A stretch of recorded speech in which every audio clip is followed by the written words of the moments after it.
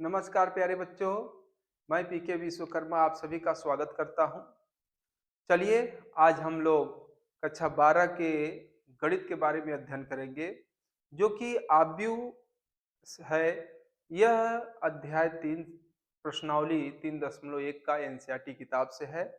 प्यारे बच्चों, जो बच्चे यूपी बोर्ड में हैं या जो बच्चे तैयारी कर रहे हैं, सभी के लिए ये वीडियो है और अच्छे से देखिएगा, पूर्ण रूप से देखेंगे एक बार तो पक्का आपको समझ में आ जाएगा।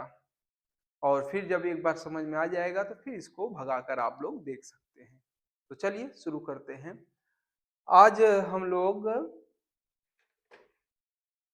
देखिए कक्षा 12 प्रश्नावली 3.1 का एनसीईआरटी किताब से क्वेश्चन नंबर 7 के बारे में अध्ययन करेंगे बच्चों। तो शुरू करिए। कहा गया है समीकरण, ये जो दिया गया है, एक आव्यूह ये है और एक आव्यूह ये है। दोनों आव्यूह आपस में बराबर अगर हो तो ए बी सी डी, 4 लोग हैं, इन चारों का मान ज्ञात करना है बस। तो चलो शुरू करते हैं। ये है इसका हल जो है बच्चों, देखना दिया है। क्या दिया है? a minus b, 2a plus c, 2a minus b और 3c प्लस डी बराबर है -1 5 0 13। ये आपको प्रश्न में दिया गया है। अब आपसे कहा जा रहा है कि यदि ये दोनों आव्यूह ये और ये बराबर हो तो ए बी सी का मान ज्ञात करिए। तो आप नियम लगा दीजिए, यदि दो आव्यूह बराबर होते हैं तो उनके संगत अवयव भी बराबर होते हैं। ये तो नियम मालूम ही होना चाहिए। नहीं भी मालूम है मैं बताता हूं। यदि दो आव्यूह बराबर होंगे तो उनका क्रम बराबर होना चाहिए और संगत अवयव बराबर होना चाहिए। क्रम देखिए, 2x2 का ये भी है, 2x2 का ये भी है। तो जब दोनों आव्यूह बराबर हैं तो ये इंप्लाई करेगा, देखो ये बराबर होगा इसके, a माइनस बी बराबर -1, समीकरण नंबर 2 कर दीजिए।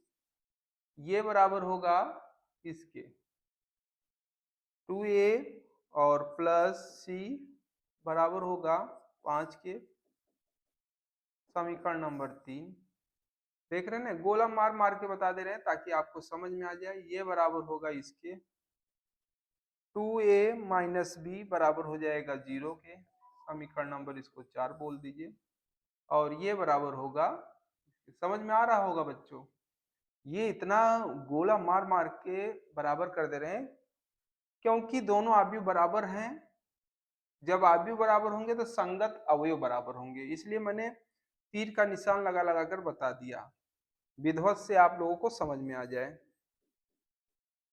3c प्लस डी बराबर हो जाएगा 13 के। इस तरीके से प्यारे बच्चों इसको 5 बोल दीजिए। अब इतने समीकरण मालूम हो लो, इतने समीकरण के हेल्प से आप ए बी सी देखो। ये जो मैं गोला मार रहा हूं ताकि आपको पूर्ण रूप से एकदम ध्यान से देखिए, समझ में आ जाए बस। ठीक है, अब देखिए 1 2 3 4 समीकरण हैं, इन चारों के हेल्प से आपको ए बी सी डी का मान ज्ञात करना है। तो करें क्या, एक समीकरण नंबर आप 2 ले लीजिए और एक समीकरण नंबर 4 ले लीजिए। देखिए ये a माइनस बी है, ये 2a माइनस बी है, दोनों को यदि घटा दीजिए तो b कट जाएगा, a का मान आने की संभावना है। यहां लिख देते हैं समीकरण नंबर कौन से 2 और 4 से। चलिए a माइनस बी बराबर -1 और ये है 2a माइनस बी बराबर 0। बच्चों घटा दो, चिन्ह बदल दो, ये प्लस था माइनस, माइनस था तो प्लस, बाकी तो चलो ये माइनस बी है, ये प्लस बी है, ये कट गया, इसको हटा दीजिए। और ये प्लस है, ये माइनस है, घट जाएगा, माइनस ए बचेगा, यहाँ -1, माइनस से माइनस कैंसिल, ए बराबर 1। ये मिल गया आपको ए का मान कंप्लीट। अब इस ए का मान उठाकर किसी में भी रखो समीकरण 2 से। समीकरण 2 से क्या बोलोगे आप लोग? a माइनस बी बराबर -1 है, तो a का मान 1 माइनस बी बराबर -1, माइनस बी बराबर -1, ये प्लस उधर जाएगा -1, माइनस बी बराबर -1 -1 -2, माइनस से माइनस कैंसिल हो जाएगा और आपका आ गया b बराबर 2। ये बच्चों b का मान मिल गया, a मिल गया, b मिल गया। अगर हम लोग समीकरण ध्यान से देखिएगा, समीकरण अगर हम लोग 3 का प्रयोग करें, a का मान रखें तो हमको c मिल सकता है। अब आप लोग अपने अपने तौर तरीका से कोई और विधि लगाकर कोई इनमें से कोई अलग अलग समीकरण लेकर उसको भी सॉल्व कर सकते हो, ठीक है। तो समीकरण नंबर आप ले लीजिए 3 ले लीजिए। समीकरण 3 से बोलो, ये है 2a प्लस सी बराबर 5, 2 और गुणे एक मान आपका 1 आया हुआ है और प्लस सी बराबर 5, सी बराबर 5, ये प्लस 2 है, उधर जाएगा तो -2, सी बराबर आ गया 5 में से 2 जाएगा 3। लो सी का भी मान मिल गया। अब डी रह गया, तो डी रह गया, सी मिल चुका है। तो समीकरण नंबर अगर 5 का प्रयोग कर दें, सी का मान हम लोग यहाँ रखेंगे तो हमको मिल जाएगा। समीकरण नंबर 5 से